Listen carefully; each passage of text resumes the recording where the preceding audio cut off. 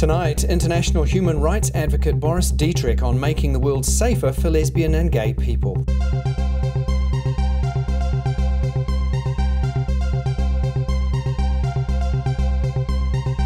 Hi everybody, welcome to the program. I'm Andrew Whiteside. This is GayTalk Tonight. My guest is Boris Dittrich. He's a former Dutch Member of Parliament and a human rights advocate. Boris Dittrich is a former Dutch Member of Parliament, lawyer and judge who led the Netherlands to become the first country in the world to allow same-sex marriage. In 2007, he joined the Human Rights Watch organisation in New York and now travels the globe advocating for the rights of LGBT people everywhere. He visited New Zealand recently to see how this country is progressing. Boris, thank you for joining me. A real pleasure. It's my pleasure. You are here to see what's happening with our own process of potentially changing the law to allow same-sex marriage. What's your sense of what's happening here now in New Zealand? Well, I've spent several days now in New Zealand talking to many people about marriage equality, and what I find very interesting is that actually the discussion, the public discourse about marriage equality is more or less exactly the same as what is happening in countries like Argentina or a few years ago in the Netherlands when we started. So there are always concerns, of course, and people don't really know in terms of freedom of religion, for instance, how it affects people who are against same-sex marriage. And I see there is a lot of fear-mongering, which is always taking place when marriage equality will be discussed and is discussed.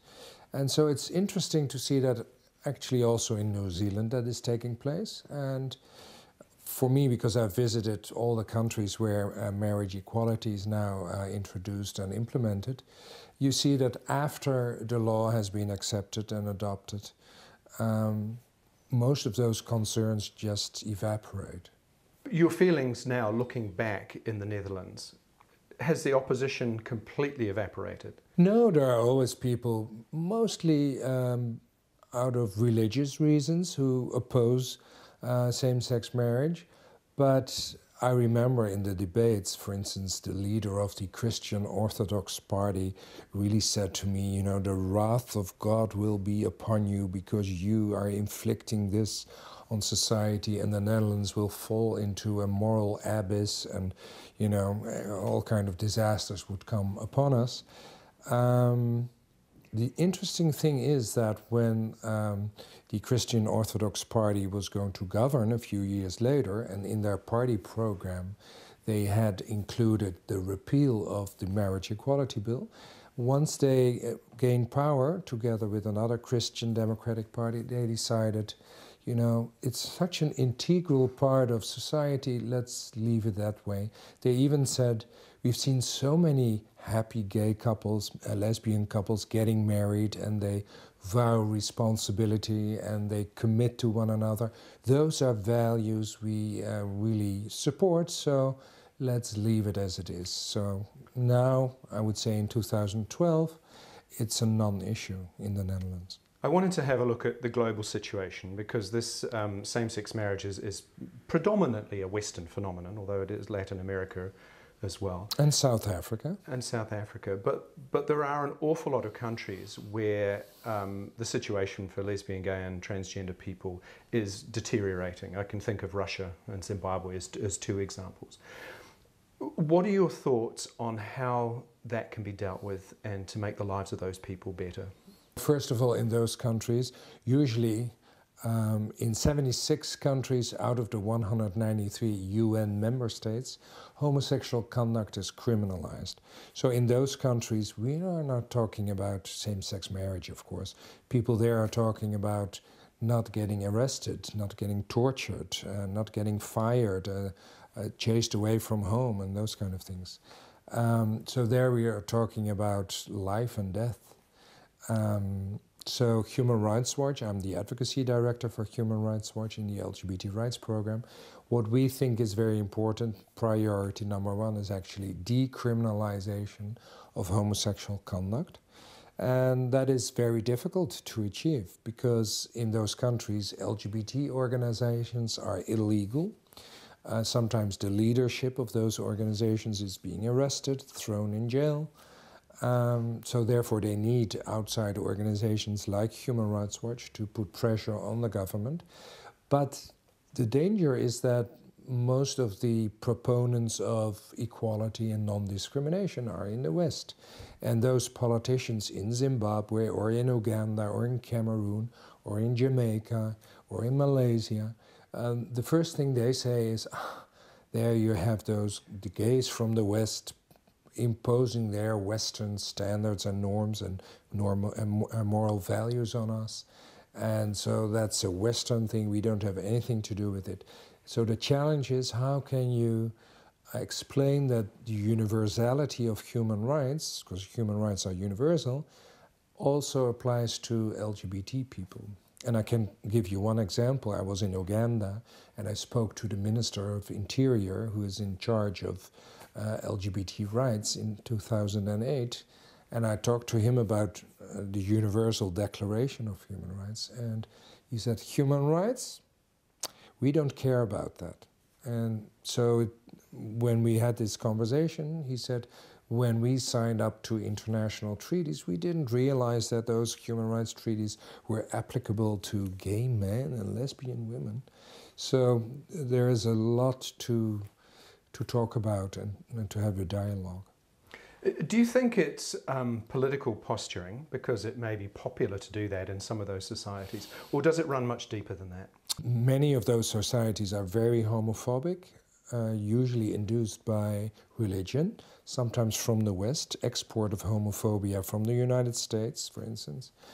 But you also see that politicians, when elections are coming up, the easiest scapegoat is the LGBT community. So every time when elections are coming up, there is a politician talking about the danger of homosexuals, and then they don't have to talk about corruption or poverty or all kind of other important issues. Do you see it changing in the long term for the better? Well, there are actually two developments going on at the same time. A positive development is that South Africa took the lead in the United Nations, put forward a resolution talking about discrimination and ending violence against LGBT people all around the world. It's very important that an African country is taking the lead in that. So that is a wonderful development. But there is also a negative development. You mentioned Russia in one of your questions. They came up with a resolution about traditional values and to protect the traditional nuclear family. And that text, that Russian text, is now being used in Africa and in other parts of the world to protect the traditional family. But that means, you know, to oppose any rights for LGBT people. I sometimes wonder as well if we're a little complacent in the West, that, you know, we're now grappling with same-sex marriage as opposed to decriminalisation or discrimination issues. And yet across the Tasman in Australia, Queensland has a right-wing government now who started very slowly to peel back some of the rights that are there. What would you say to people who live in these democracies, who believe that we've got almost all the rights we need? Do we still need to be on our guard? Of course. And we need to show solidarity, of course, with people in other parts of the world. But yes, I mean, I always say that emancipation is not something you can just gain and then forget about. No, you have to fight for your rights every day.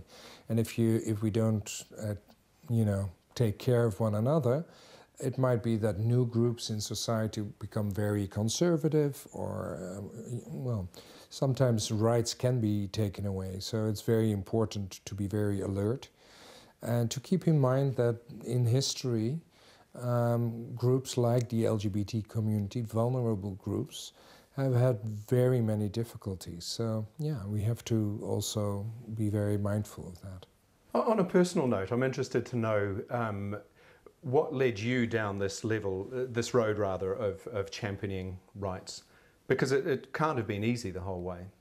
No, but I like challenges. And because I'm a gay man myself, I think it's very important to fight for LGBT rights. I must admit that when I was a member of parliament in the Netherlands, I didn't know so much about transgender people. At the time, one didn't talk about that. So while working for Human Rights Watch, I really have discovered how awful life can be for transgender people in many countries. To give you one example, last week I was in Malaysia.